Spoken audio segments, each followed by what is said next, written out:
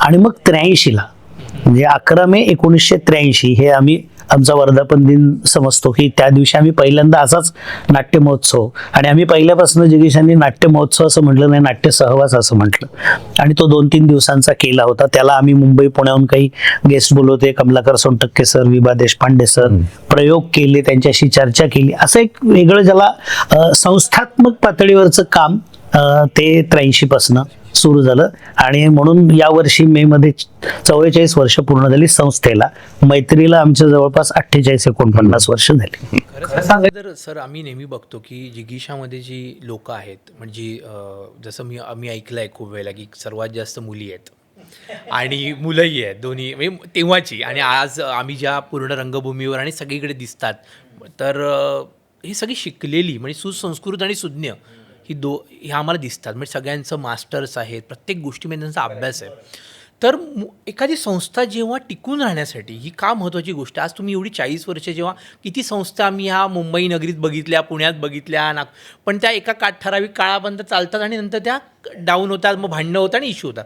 काय लागतं की एखादी संस्था एवढी वर्ष टिकण्यासाठी? एकमेकांमधलं काय व्ह्यूलाईन ती जुळावी लागते हे सांगा.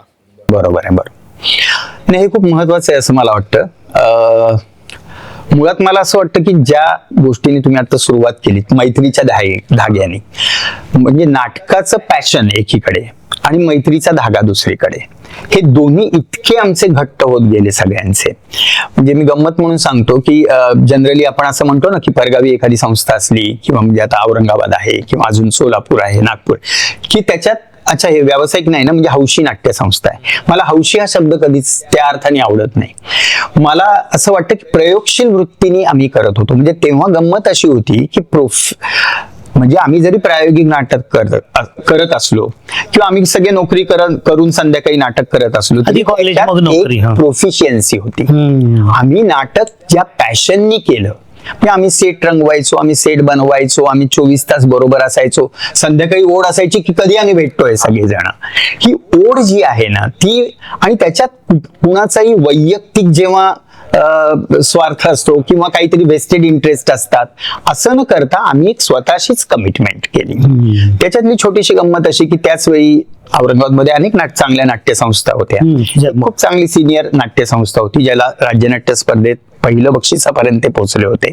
म्हणजे मुंबईला राज्यनाट्य स्पर्धा जी म्हणतो त्याच्यात अंतिम फेरीत मुंबईत पहिलं आलेलं नाटक त्या संस्थेने केलं, नाट्यरंग नावाचं. अशा पण संस्थेत माझा मोठा भाऊ पण तिकडे होता आणि त्यांनी पण सांगितलं होतं सगळ्यांनी की येता का इकडे, आपण चांगलं करूया. पण तेव्हा मला कुठेतरी असं वाटलं की अरे, आपण जर समवयस्क आणि समविचारी मुलं आपण एकत्र आलेलो आहोत, तर आपण काहीतरी सिनियरच्या ठिकाणी जाण्यात काही गैर काही नाही, पण आपण आपलीच भाषा व्यक्त करूया का, आपण आपली भावना व्यक्त करूया का, आपण सगळे एकत्र काहीतरी प्रयत्न करू. आपल्यातलाच लेखक असेल, आपल्यातला दिग्दर्शक असेल, फक्त लेखक दिग्दर्शक नाही तर ऍक्टर असेल, व्यवस्थापक असेल, बाकी सगळी जी तेव्हा मार्केटिंग वगैरे वगैरे असं काही नव्हतं, पण सगळे करणारे असतील असे सगळे मित्र आम्ही जमलो होतो. आणि त्याच्यामुळे आम्ही असं ठरवलं की आपण आपलीच संस्था सुरू करूया, आणि त्यातून त्या संस्थेची सुरुवात झाली. आणि मला असं वाटतं की जे डिव्होशन आहे ना, म्हणजे फक्त आम्ही दोघे नाही तर आमच्या बरोबर असलेले जे सगळे लोक आहेत ते एवढे डिव्होटेड झाले. आणि त्यातल्या तुम्ही म्हणलं की मुली जास्त होत्या, खरंच आता यांनी सांगितलं की स्त्रीमध्ये 11 मुली होत्या, पण रात्री 2-2 वाजेपर्यंत आमच्या चर्चा चालायच्या. आणि तेव्हाच्या औरंगाबादमध्ये म्हणजे 40 वर्षापूर्वीच्या, पण तो एक विश्वास एकमेकांवर होता, एकमेकांवर प्रेम होतं, कुटुंब पण जोडले आणि सगळे पालक पण जोडले गेले या सगळ्या गोष्टीला. इव्हन त्यांना कळलं की काहीतरी चांगलं करतायत किंवा याच्यात त्यांचे काही वेगळे इंटरेस्ट नाहीयेत, हे अत्यंत डिव्होशननी करतात. ती पॅशन आमची पाहून त्यांनी पण आम्हाला असं झालं. तो बेस जो होता ना, तू म्हणतो तसं संस्थेचं म्हणालास ना, त्याच्यामध्ये हा म्हणाला तसं एकतर समविचारी समवयस्क म्हणजे 5-6 वर्षाचं अंतर, 7 वर्षाचं अंतर आहे. समजा सगळ्यात तरुण असलेला मुलगा आणि सगळ्यात मोठा असणारा प्रशांत, तर ते सगळे म्हणजे कोणी 11वीत असताना हा 3rd इयरला होता वगैरे वगैरे. पण वेगवेगळ्या कोणी बालनाट्याचे, म्हणजे आता समजा श्रीपाद पद्मकर जो आता जिगीशाचा निर्माता आहे, किंवा जितेंद्र कुलकर्णी जो आम्ही केलेल्या सिनेमा आणि बाकीच्या टेलिव्हिजन प्रोडक्शनचा एक्झिक्युटिव्ह प्रोड्युसर असतो, हे दोघे जण आमच्याकडे बालनाट्यात काम करायला म्हणून आले.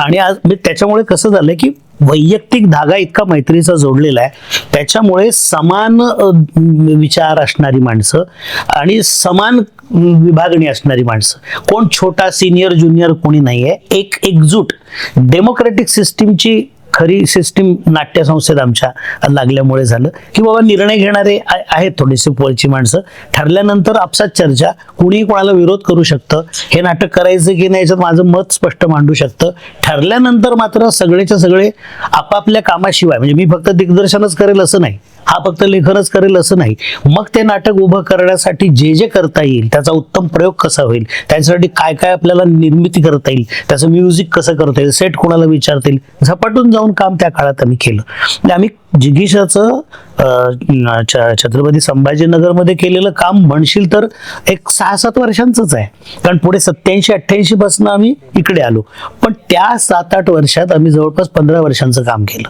कारण त्याची गतिमानता एवढी होती की फक्त स्पर्धाच नाही ना, मग आम्ही नाट्य महोत्सव आयोजित केले, मग आम्ही प्रेक्षक सभासद योजना केली की दर महिन्याला एक नाटक आम्ही देणार, म्हणजे ती हा म्हणतो तसं ती स्वतःलाच कमिटमेंट होती. आणि एकच त्रिसूत्र, मगाशी तू तुझ्या कंपनीचं जे बोलत होतात की सातत्य, नाविन्य आणि दर्जा, बस या त्रिसूत्रीवर आपण सगळ्यांनी एकत्र उभं राहायचं ठरवलं. मग नो इगोज, कोण लहान कोण मोठा, कोणाचं काय काम काय नाही, सगळे एकत्रच आहेत. त्यामुळे ते छान एक ज्याला म्हणतो की एक चांगली समान विचारसरणीची माणसं एकत्र आली सांस्कृतिक क्षेत्रात.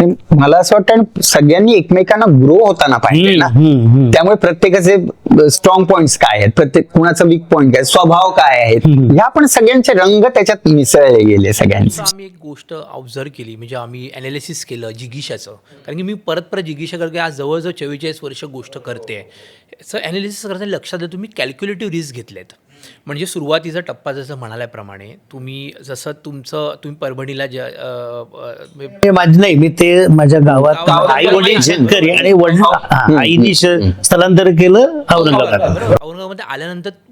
तसं बघायला गेलं तर तुमच्या घरामध्ये एक परंपरा आहे, सरांच्याकडे नव्हती असं आपण पडू, पण त्याच्यानंतर आम्ही एक ऑब्झर्वेशन केलं की तुम्ही मुंबईत आल्यावर लोकसत्तासारख्या एका ठिकाणी वर्तमानपत्रात आलात, किंवा तुम्ही आल्यानंतर तुम्ही जवळ दैनिक मुंबई सकाळमध्ये आलात, तर पत्रकारितेमध्ये म्हणजे एक बाबा एक पर्टिक्युलर आपल्याला दर महिन्याचा पगार यायला हवा, आणि ही गोष्ट माइंडमध्ये म्हणजे एंड इन द माइंड असतो जो एक प्रकार आहे मॅनेजमेंटचा, परत मला औरंगाबादला जायला नको.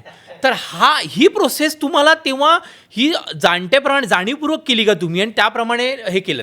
अगदी बरोबर ऑब्झर्वेशन आहे. त्याच्यातली गंमत अशी की कुठेतरी डोक्यात एक होतं की आपल्याला मुंबईला यायचंय, पण ना टिपिकल स्ट्रगलर टाईप नाही यायचं, म्हणजे काहीच माहित नाही आणि नुसतंच आलोय. लक्षात आलं की त्याच्या आधी आपण 6 वर्ष काम केलंय, त्या 6 वर्षाचा आत्मविश्वास घेऊन आपण इकडे आलोय. ओव्हर कॉन्फिडन्स नव्हे, आत्मविश्वास किंवा अनुभव म्हणूया आपण. आणि आपल्याला गंमत अशी की या एवढ्या मोठ्या अफाट शहरात आम्ही कुणाची चिठ्ठी घेऊन आलो नाही, कारण सांस्कृतिक क्षेत्रात तुमचं टॅलेंट हेच तुमचं भांडवल आहे. त्याच्यामुळे आपल्यात जर टॅलेंट असेल तर आपल्याला काही मिळेल, जर नसेल तर नाही मिळणार. त्याच्यात कुणाला आपल्याला दोष द्यायची गरज नाहीये. आणि ही मुंबई जी महानगरी आहे ते एक महाराष्ट्राचं सांस्कृतिक केंद्र आहे. इथे अनेक फक्त नाटकं घडतात. एक तर सकाळी 11चाही नाटकाचा शो हाऊसफुल होऊ शकतो आणि रात्री 9चा पण होऊ शकतो. आणि एकीकडे इकडे नाट्य महोत्सव भरतात, इकडे सिनेमाचे महोत्सव भरतात. आम्हाला असं होतं की या एका छान पर्यावरणात सांस्कृतिक आपल्याला राहायचंय आणि याच्यात आपल्याला या नकाशावर स्वतःला तपासायचंय. फक्त काही सिद्ध करायला यायचं नाही. आपण कुठे आहोत, आपल्याला जे वाटत होतं आपण तिथे करतोय आणि ते आपण त्या शहरात आपल्याला खूप ऍप्रिसिएशन मिळालं, पण ते फक्त ते शहरापुरतं नव्हतं ना. आपण जे करतोय ते महाराष्ट्राच्या पातळीवर, राज्य पातळीवर पण त्याला काही स्थान आहे ना. कलावंतांनी जे स्वतःला एक तपासायचं असतं. एक तर असं असतं की प्रत्येक, मला असं वाटतं, काळाची आणि एक रंगसंवेदना असते. आम्हाला असं वाटत होतं की आपली तिथली एक रंगसंवेदना आहे, पण एक महाराष्ट्राच्या थिएटरची म्हणून पण एक रंगसंवेदना आहे. तर आपली कुठली ती जुनी होत नाहीये ना, कुठली कालबाह्य नाही ना. किंवा अनेकदा असं व्हायचं बघा, इथे जेव्हा राज्यनाट्य स्पर्धेत अंतिमला प्रयोग असायचे, छोट्या गावाहून येणारे, तर मोठं स्टेज, एकदम स्लो परफॉर्मन्स होतोय, पेस नाहीये. तर या सगळ्यासाठी आम्ही सतत स्वतःला तपासत गेलो. आणि आम्ही बऱ्याच मुलाखतीत पण सांगितलं की मी आणि चंदू अनेकदा फक्त नाटक पाहायला 2 दिवस मुंबईत म्हणजे यायचो. आम्ही दोघे नोकरीला होतो लोकमतमध्ये, आणि आम्ही शुक्रवारी रात्री निघायचं, शनिवारी यायचं, याच्या नातेवाईकांकडे कुठेतरी बॅग टाकायची, आणि शनिवारी 3, रविवारी 2 अशी 5 नाटकं लागोपाठ बघायची, आणि मग परत जायचं. झालेल्या बघितलेल्या नाटकाची सगळ्या ग्रुप बरोबर चर्चा करायची, असं आम्ही करायचो तेव्हा. म्हणजे ते असं होतं ना, हा म्हणतो तसं की ती रंगसंवेदना ताडून बघणं, तपासून बघण्याचा सगळं प्रकार होता. आणि रोहन, एक महत्वाचा भाग आहे जो पुढच्या तुझ्या कदाचित प्रश्नाचं उत्तर आधीच देतो तुला. ही सगळं बोलतोय आपण, ते तोपर्यंत 90 साल पण उजाडलं नव्हतं. म्हणजे इथे येताना चित्रपट, टेलिव्हिजन, OTT काहीही नव्हतं. प्रायोगिक नाटक, व्यावसायिक नाटक एवढंच होतं. फक्त आपल्याला या नाटकाच्या आवडीने आणि छंदाने जर एवढं झपाटून टाकलंय, तर पूर्ण वेळ आपण या क्षेत्रात काम करू शकतो का? आणि तू ती कॅल्क्युलेटिव्ह रिस्क म्हणतोय ना, त्या रिस्क पेक्षा असं होतं की फक्त उपजीविकेसाठी मग करायला नको, मग कॉम्प्रोमाइज करायला नको, मग मिळेल ते काम, पडेल ते काम नाही. म्हणजे प्रशांत जर लेखक आहे तर त्यांनी इथे येऊन लेखन करावं, मी दिग्दर्शक आहे तर दिग्दर्शक म्हणून काम करावं, आणि त्याचं मला मानधन मिळावं, मला त्याच्यातनं उत्पन्न व्हावं. मी काहीतरी, मला गरज पडली, आता खायला पैसे नाहीत म्हणून मी काहीतरी काम करतोय असं नाही. म्हणून त्याची एक नोकरी, एक मासिक उत्पन्नाची जी एक मध्यमवर्गीय सवय झाली होती स्थैर्याची, खरं तर याच्या निर्णयामुळे ते स्थैर्य सगळ्यांचं तुटलं, आणि एका मोठ्या, ज्याला आपण म्हणतो की निघालो प्रवासाला आम्ही सगळे, त्याच्यामुळे त्याच्यावरती डबल जबाबदारी होती. पण हे ठरवलं होतं, हा म्हणतो तसं सिद्ध आम्ही करायचं. दोघेच नाही तर आमच्याबरोबर प्रतिमा जोशी जी आहे ती एका लॅब मध्ये काम करत होती.